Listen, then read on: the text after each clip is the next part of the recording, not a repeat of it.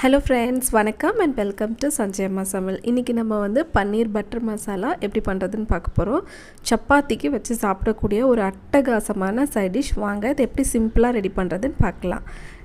பன்னீர் butter masala பண்ணுறதுக்கு நான் ஒரு துண்டு அளவுக்கு இஞ்சி எடுத்திருக்கேன், ஒரு 7 பல் பூண்டு, 3 தக்காளி பழம், ஒரு வெங்காயம்.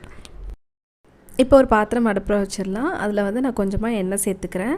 எண்ணெய் நல்லா சூடானதுக்கப்புறமா நம்ம வெட்டி வச்சுருக்கோம் இல்லையா, வெங்காயத்தை உள்ளே சேர்த்துக்கலாம். வெங்காயம் வந்து ரொம்ப பொடிசாலாம் கட் பண்ண வேண்டாம், சும்மா இந்த மாதிரி ரஃப்பாக கட் பண்ணிக்கோங்க.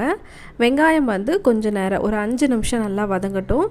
பாருங்கள், இந்த அளவுக்கு கொஞ்சம் கலர் மாறினதுக்கப்புறமா நம்ம எடுத்து வச்சுருக்கிற இஞ்சி பூண்டு இதையும் உள்ளே சேர்த்துக்கலாம். சேர்த்துட்டு உடனேயே தக்காளி பழம், நம்ம 3 தக்காளி பழம் எடுத்து வச்சுருக்கோம் இல்லையா, அதையும் இந்த மாதிரி கட் பண்ணி உள்ளே சேர்த்துக்கோங்க. தக்காளி வந்து நல்லா கொலைய வதங்கணும்லாம் கிடையாது. இப்போ இதில் நம்ம கொஞ்சம் உப்பு சேர்த்து ஒரு 5லேருந்து ஒரு 7 நிமிஷம் வதக்கினா போதும். தக்காளி வந்து கொஞ்சம் நல்லா வதங்கணும், அந்த அளவுக்கு நம்ம வதக்கினா போதும். ரொம்ப நம்ம வந்து தொக்கு மாதிரிலாம் வதக்க வேண்டியதில்லை, ஏன்னா நம்ம இப்போ அதை வந்து வதக்கிட்டு அரைக்க தான் போகிறோம்.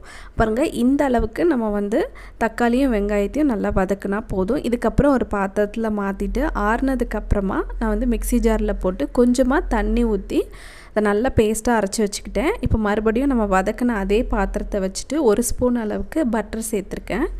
பட்டர் சேர்த்ததுக்கப்புறமா ஒரு 1/4 ஸ்பூன் அளவுக்கு இதில் மஞ்சள் பொடி சேர்த்துருக்கேன். 1/2 ஸ்பூன் அளவுக்கு காஷ்மீரி மிளகா பொடி சேர்த்துருக்கேன். இது நல்லா கலர் கொடுக்கும், காரம் இருக்காது. இதுக்கப்புறமா ஒரு துண்டளவுக்கு பட்டை, 2 கிராம்பு, கொஞ்சமாக பிரியாணி இலை, இதையும் உள்ளே சேர்த்துட்டு லைட்டாக நான் வதக்கிக்கிறேன். அடுப்பை வந்து சிம்மிலே தான் வச்சுக்கணும், ஹை ஃப்ளேமில் வைக்காதீங்க. இதுக்கப்புறமா நம்ம அரைச்சி வச்சுருக்கிற இந்த வெங்காயம் தக்காளி பேஸ்ட் இருக்குது இல்லையா, இதை வந்து உள்ளே ஊற்றிக்கலாம். இதுக்கப்புறமா நான் காரத்துக்காக ஒரு 1/4 ஸ்பூன் அளவுக்கு தனி மிளகாய் பொடி சேர்த்துருக்கேன். நீங்கள் வந்து காரம் அதிகமாக சாப்பிடுவீங்கன்னா 1/2 ஸ்பூன் சேர்த்துக்கோங்க. கரம் மசாலா பொடி வந்து ஒரு 1/2 ஸ்பூன் அளவு சேர்த்துக்கிட்டேன். இது நல்லா ஃப்ளேவர் கொடுக்கும், நல்லா டேஸ்ட்டாகவும் இருக்கும். இதுக்கப்புறமா இதை நல்லா மிக்ஸ் பண்ணி விட்ற வேண்டியதான். அடுப்பை வந்து சிம்லே வச்சுக்கோங்க, இல்லைன்னா நம்ம இந்த தக்காளி வெங்காயம் பேஸ்ட் ஊற்றுனதுக்கப்புறமா டப்னு ஒரு மாதிரி தெறிக்கும்.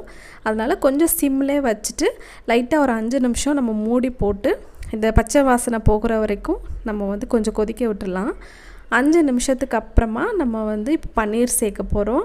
நான் இன்றைக்கி பன்னீர் வந்து கட் பண்ணி வச்சுருக்கிறேன். இந்த பன்னீரை நம்ம உள்ளே சேர்த்துக்கலாம். நீங்கள் எவ்வளோ வேணாலும் சேர்த்துக்கலாம். உங்களுக்கு நிறைய போட்டு சாப்பிட பிடிக்கும்னா நிறைய சேர்த்துக்கோங்க, கொஞ்சம் பிடிக்கும்னா கொஞ்சம் அளவு சேர்த்துக்கோங்க.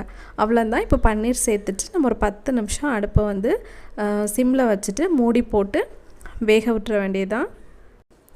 பன்னீர் வந்து சீக்கிரமாக வெந்துடும், அதனால் 10 நிமிஷமே போதும் வேக வைக்கிறது. இதுக்கப்புறமா வந்து நம்ம தக்காளி சேர்த்துருக்கனால அந்த புளிப்பு சுவை இருக்கும், அதை பேலன்ஸ் பண்ணுறதுக்காக நான் கொஞ்சமாக சீனி சேர்த்துட்டு லைட்டாக கிண்டி விட்டுட்டு அப்படியே ஸ்டவ் ஆஃப் பண்ணிவிட்டு ஒரு 5 நிமிஷம் மூடி வச்சிட போகிறேன். உங்ககிட்ட காஞ்ச வெந்தயக்கீரை இலைகள் இருந்தால் கூட சேர்த்துக்கலாம், அதுவும் ரொம்ப டேஸ்ட்டு கொடுக்கும். அவ்வளோதான், நம்மளோட சூப்பரான பன்னீர் பட்டர் மசாலா ரெடி ஆகிடுச்சு.